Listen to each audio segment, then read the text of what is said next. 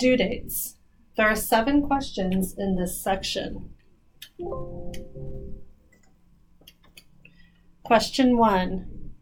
When are we supposed to turn it in?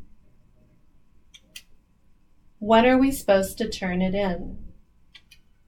Turn your homework in on Tuesday. Question 2. Question 2. Question 2. That's good enough. When does it have to be in by? When does it have to be in by?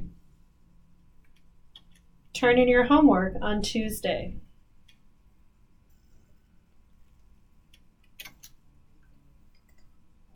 Question 3. When is it due by? When's it due by? Your paper is due on Friday. Question 4. When do we hand it in? When do we hand it in?